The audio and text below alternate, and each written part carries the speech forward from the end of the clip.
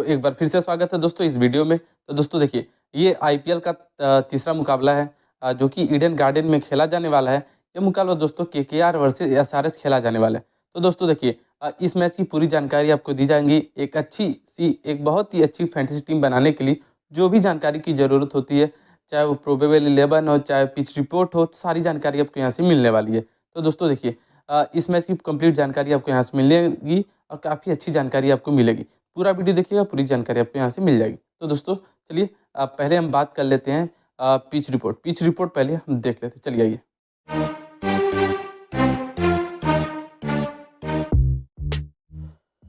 तो चलिए दोस्तों, पहले हम बात कर लेते हैं पिच रिपोर्ट के बारे में बात कर लेते हैं दोस्तों। चलिए देखिए, एक बात पहले बता दें दोस्तों कि अगर आप फैंटेसी टीम बनाते हैं, फैंटेसी प्लेटफॉर्म पे हैं, तो एक बात जानना ज़रूरी है। आपको सबसे ज़्यादा ज़रूरी हो जाता है पिच रिपोर्ट को समझना। Pitch report is the main part of the fantasy analysis. तो उसको समझना काफ़ी ज़रूरी है आपको। तो पिच रिपोर्ट सबसे अहम रोल अदा करता है। आपको उसमें थोड़ा समय लगता है, आपको 5, 7, 8 मिनट जो भी लगता है, उसको समझना सबसे ज़्यादा ज़रूरी है। और में चाहे प्रोबेबल 11 में थोड़ा-सा ऊपर-नीचे हो जाए तो कोई बात नहीं, लेकिन आपको पिच रिपोर्ट तो कंप्लीट देखना चाहिए। तो उसको एनालिसिस अच्छे से करना चाहिए, तभी जाके आप उस प्रकार से आप टीम भी सेट कर पाएँगे। किस प्लेयर को इस पिच पे सूट करेगा, उस तभी आपको समझ में आए। जब तक आप पिच रिपोर्ट समझेंगे, तभी आपको ये सब सारी चीज़ें आपको आगे समझ में आएँगी। किस प्लेयर को यहाँ सूटेबल होगा, किसको रखना नहीं चाहिए टीम में। तो ये सब सारी चीज़ें आपको तभी क्लियर होंगी जब आप पिच रिपोर्ट समझेंगे, और पिच रिपोर्ट ही मेन होता है एनालिसिस का। तो चलिए, पिच रिपोर्ट को समझने के लिए पहले कुछ मुकाबले हैं, इस पिच पर खेले गए हैं, किस प्रकार से ये पिच रिएक्ट किया, ज़रा उसको समझने की कोशिश करते हैं, और किस प्रकार यहाँ खेल सकता है उसको भी समझने की कोशिश करते हैं। तो देखिए दोस्तों, यहाँ पे एक मुकाबला है, और ये मुकाबला दोस्तों 20 मई 2023 को खेला गया था। इसी पिच पर खेला गया था ईडन गार्डन के, और यह मुकाबला दोस्तों एलएसजी वर्सेस केकेआर ही हुआ था। और देखिए कि एलएसजी यहाँ पे पहले बल्लेबाजी करती है, और यहाँ पे 176 का टारगेट देती है 8 विकेट खोकर। इस प्रकार से एलएसजी यहाँ पे टारगेट देती है। और यहाँ पे देखिए, एलएसजी की तरफ से दोस्तों बात की जाए तो निकोलस पूरन ने 58 रन की यहाँ पे पारी खेली थी। और बॉलिंग डिपार्टमेंट में देखा जाए तो इस इनिंग में जो विकेट मिला था, फास्टर को 5 विकेट मिले हैं, और स्पिनर को मात्र 3 विकेट यहाँ पे मिला था।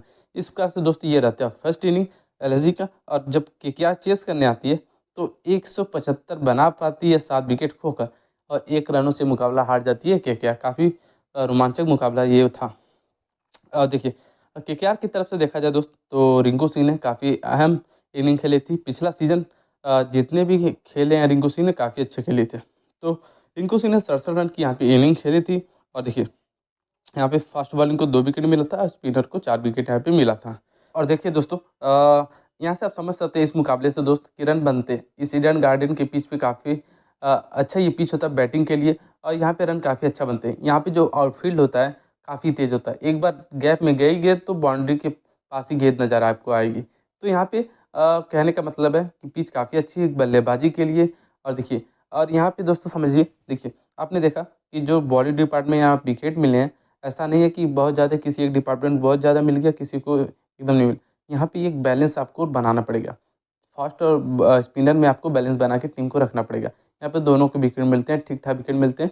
तो स्पिनर और बॉलिंग को जो भी अच्छे भी स्पिनर्स हैं, फास्टर्स हैं, उनके ध्यान में रखना पड़ेगा। और जो लास्ट में गेंदबाजी करते हैं, जैसे डेथ ओवर करते हैं, उनको नज़र में रखना पड़ेगा, ध्यान में रखना पड़ेगा, और उन पे आपको ज़्यादा तवज्जो देना पड़ेगा। तो इस प्रकार से ये मुकाबला था दोस्त। और देखिए, एक मुकाबला और है, उसको भी समझ लेते हैं। देखिए, 11 मई 2023 को मुकाबला खेला गया था, केकेआर वर्सेस आरआर, ये मुकाबला था। और देखिए, केकेआर यहाँ पहले बल्लेबाजी करती है, और केकेआर 149 की टारगेट देती है आरआर को 8 विकेट खोकर। वेंकटेश अय्यर केकेआर की तरफ से 57 रन की इनिंग खेली थी। और देखिए, इसमें फास्टर को 4 विकेट और स्पिनर को 4 विकेट। जैसा कि मैंने पहले भी कहा, यहाँ पे आपको बैलेंस करना पड़ेगा। यहाँ पे आपको बैलेंस बनाना पड़ेगा बॉलिंग डिपार्टमेंट में, क्योंकि यहाँ पे विकेट दोनों को मिलते हैं। ऐसा नहीं है किसी एक को ज़्यादा वो कम, वो तो हर मैच में आप ये प्रेडिक्ट नहीं कर पाएँगे किसको कितना ज़्यादा मिल जाएगा, किसको कितना, मतलब किसी मैच में आपको फास्टर को ज़्यादा मिल सकता है, किसी मैच में आपको स्पिनर को ज़्यादा मिल सकता है। तो ये कहने का मतलब ये है कि ऐसा नहीं है कि एकदम विकेट इस फास्टर को नहीं मिलेगा, इस पिच पर स्पिनर को ही मदद है, तो नहीं। तो यहाँ पे आपको बैलेंस बनाना पड़ेगा फास्ट और स्पिनर में। दोनों को रखना पड़ेगा, फास्टर को भी रखना पड़ेगा, स्पिनर को यहाँ पे बैलेंस करके आपको रखना पड़ेगा। तो देखिए यहाँ पे जब सेकंड इनिंग में चेस करने आती है आरआर, तो आरआर 151 बनाती है, 1 विकेट खोकर काफ़ी आसानी से मुकाबला जीत जाती है। यशस्वी जायसवाल ने आरआर की तरफ से 98 रन की इनिंग खेली थी, संजू सैमसन ने 48 की इनिंग खेली थी, और ये विकेट तो एक भी फास्टर स्पिनर को नहीं मिला था क्योंकि वो रन आउट था 1 विकेट। तो दोस्तों इस प्रकार से ये मैच था। और एनालिसिस में दोस्तों देखिए, पिच अच्छी होती है, ईडन गार्डन की पिच अच्छी है, बल्लेबाजी अच्छी हो जाएगी, और यहाँ पे टारगेट मान के चलिए 170-80 यहाँ पे एवरेज स्कोर है, 170 से 180 एवरेज स्कोर है यहाँ का। और देखिए 170-80 है, तो यहाँ पे आपको कम से कम एक एक टीम से कम 2 से 3 बल्लेबाज तो आपको रखने पड़ेंगे। अगर ऑलराउंडर मिल जाएंगे तब तो बहुत अच्छी बात है, अगर नहीं तो कम से कम 3 भी बल्लेबाज तो आपको रखने पड़ेंगे एक टीम से।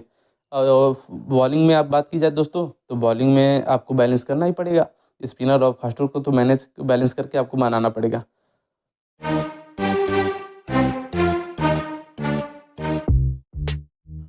तो चलिए दोस्तों, अब बात कर लेते हैं हम लोग प्रोबेबल 11, दोनों टीम के प्रोबेबल 11 को देख लेते हैं। देखिए पहले हम बात कर लेते हैं दोस्त केकेआर की प्रोबेबल 11 को यहाँ देख लेते हैं। देखिए केकेआर की तरफ से दोस्तों रमुल्ला गुरबाज, वेंकटेश अय्यर, नीतीश राणा, श्रेयस अय्यर, रिंकू सिंह, मनीष पांडे, आंद्रे रसेल, सुनील नारायण, वरुण चक्रवर्ती, चेतन साकरिया और मिचेल स्टार्क, ये प्लेयर होंगे दोस्तों। मुझे लगता है इस प्रकार से ये टीम होने वाली है इस मुकाबले के लिए। और देखिए परफॉर्मेंस की दोस्त बात की जाए तो देखिए परफॉर्मेंस तो मिचेल स्टार्क बहुत अच्छे हैं, मिचेल स्टार्क तो रहेंगे ही टीम में। और देखिए और बात करें दोस्तों परफॉर्मेंस, रिंकू सिंह फॉर्म में है, श्रेयस अय्यर की बात की जाए तो एवरेज है, उतना ख़राब भी फॉर्म नहीं, उतना अच्छा भी नहीं है, तो एक एवरेज फॉर्म से वो गुजर रहे हैं अभी फ़िलहाल। और रिंकू सिंह बहुत अच्छे फॉर्म में है इस समय। और बात की जाए दोस्त ये कुछ प्लेयर्स हैं, अच्छा अभी परफॉर्मेंस है इनका। और बात की जाए तो गुरबाज का भी, जैसा कि आपने देखा होगा किसी मैच में अच्छा कर रहे हैं, किसी में नहीं चलते हैं, तो वो उनका मान के चलिए कि 40-60 का रेशियो में वो खेलते हैं, 40% अच्छा खेलते हैं, 50-60% कुछ मुकाबले में उतना अच्छा नहीं खेलते। कहने का मतलब उनका एवरेज भी परफॉर्मेंस रहता है, किसी में खेल जाएंगे, किसी में नहीं खेलेंगे, कैसा उनका इसी प्रकार का परफॉर्मेंस रहा है पिछले सीजन में भी आपने देखा होगा। तो वेंकटेश अय्यर की बात की जाए तो वेंकटेश ने तो खेली थी, अच्छी परफॉर्मेंस थी पिछले सीजन में भी। वेंकटेश अय्यर अच्छा प्रदर्शन कर रहे हैं, तो उन पे आपको नज़र रखना है। और नीतीश राणा ने अभी जो डोमेस्टिक टेस्ट मुकाबले हो रहे हैं वहाँ पे उन्होंने सेंचुरी भी लगाई है। तो कुछ अभी तो टेस्ट मुकाबला था वहाँ पे, अब यहाँ तो T20 है, तो थोड़ा-सा चेंज हो जाता है सारे पैरामीटर्स। देखते हैं किस प्रकार से इनका परफॉर्मेंस रहता है, सारी चीज़ें आपको देखने को मिलेगी इस मैच में। और देखिए तो दोस्तों आप कुछ प्लेयर्स उनको नज़र रखिएगा, जैसा कि आपको वेंकटेश अय्यर हैं, श्रेयस अय्यर हैं, रिंकू सिंह हैं, और आपको मिचेल स्टार्क हैं, वरुण चक्रवर्ती हैं। इन पे आपको नज़र बनाए रखना है। आंद्रे रसल इन पे नज़र रखिएगा, ये भी गेंदबाजी बल्लेबाजी से कभी भी कमाल कर सकते हैं। गेंदबाजी तो अच्छा करते हैं, बल्लेबाजी जिस दिन चली तो फिर अगले जो सामने टीम है वो तो फिर समझ लीजिए क्या होगा, तो आप जानते ही हैं। चलिए और ये तो बात होगी केकेआर की। अब ज़रा देख लेते हैं दोस्त एसआरएच की टीम किस प्रकार होने वाली है, उसको देख लेते हैं। देखिए एसआरएच की टीम की बात की जाए तो ट्रेविस हेड, मुझे लगता है यहाँ तक ट्रेविस हेड को यहाँ पे खिलाया जाने वाला। ट्रेविस हेड खेलेंगे, मयंक अग्रवाल हो सकता है ट्रेविस हेड के साथ ओपनिंग करते हुए नजर आ सकते हैं आपको। और राहुल त्रिपाठी तीसरे नंबर पे, और चौथे नंबर पे एडन मार्करन हो सकते हैं, और पाँचवें पे हेनरिक क्लासेन, अभिषेक शर्मा छठवें पे, पैट कमिंस और वाशिंगटन सुंदर, और बात की जाए मयंक मार्कंडे, भुवनेश्वर कुमार, टी नटराजन या तो उमरान मलिक। ये कुछ मुझे जहाँ तक लगता है दोस्त ये टीम होगी इस प्रकार से। और दोस्त परफॉर्मेंस की बात की जाए तो अपने जानते हैं ट्रेविस हेड किस प्रकार से परफॉर्मेंस की थी, आप तो जानते हैं। अभी तो वर्ल्ड कप ही गया बीता है जल्दी, तो आपने देखा ही था किस प्रकार से परफॉर्मेंस थी। ट्रेविस हेड तो काफ़ी अच्छा प्रदर्शन रहा है, उन पे आपको नज़र बनाए रखना है।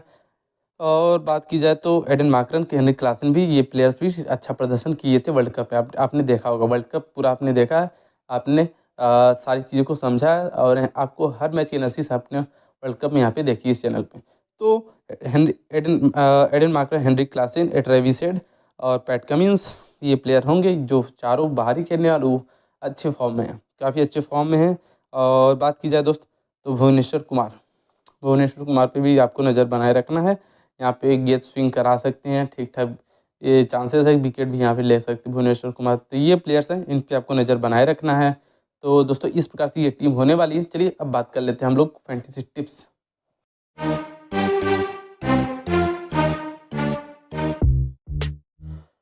तो चलिए दोस्त अब बात कर लेते हैं हम लोग फैंटेसी टिप्स की। फैंटेसी टिप्स में दोस्त आज के लिए ये है कि केकेआर की तरफ से बात की जाए दोस्त, तो मुझे जहाँ तक लगता है कि श्रेयस अय्यर, रिंकू सिंह, ये 2 प्लेयर अच्छा प्रदर्शन कर सकते हैं। इन पे नज़र बनाए रखिएगा। और बात की जाए एसआरएच की तरफ से दोस्त, तो एसआरएच की तरफ से और रुक जाइए ये तो बल्लेबाजी में हो गई ना, गेंदबाजी में मिचेल स्टार भी हैं, उन पे भी नज़र रखिएगा। श्रेयस अय्यर, रिंकू सिंह और मिचेल स्टार, ये 3 प्लेयर पे आप नज़र रखिएगा। और देखिए दोस्त, बात की जाए एसआरएच की तरफ, तो आपको नज़र रखना है ट्रेविस हेड। ट्रेविस हेड पे आपको नज़र बनाए रखनी है, ट्रेविस हेड, और नज़र आपको बनाए रखना है हेनरी क्लासन पे और पैट कमिंस। ये कुछ प्लेयर्स हैं, इन पे आपको नज़र बनाए रखने हैं। कैप्टन की बात की जाए दोस्त, तो कैप्टन आप कर सकते हैं, मुझे जहाँ तक लगता है या तो ट्रेविस हेड या तो श्रेयस अय्यर में से एक अच्छा ऑप्शन हो सकता है कैप्टन के लिए।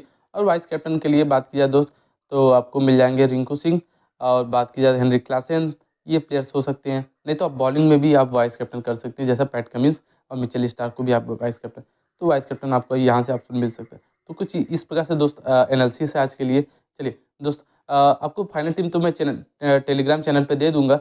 अपना जो मेरा टेलीग्राम चैनल पे है, उस पे आपको अपनी मेरी टीम अब मिल जाएगी।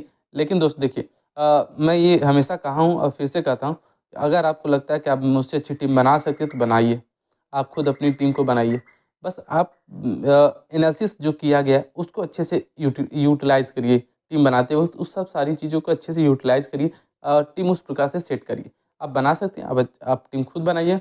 बहुत से लोग हैं काफ़ी, मुझे लगता है कितने सालों से यहाँ पे टीम बना रहे हैं, तो उनको आइडिया है किस प्रकार से बस दिक्कत हो जाती है एनालिसिस की। यहाँ पे किसको रखना चाहिए, किसको नहीं रखना, ये थोड़ा-सा जानना ज़रूरी हो जाता है।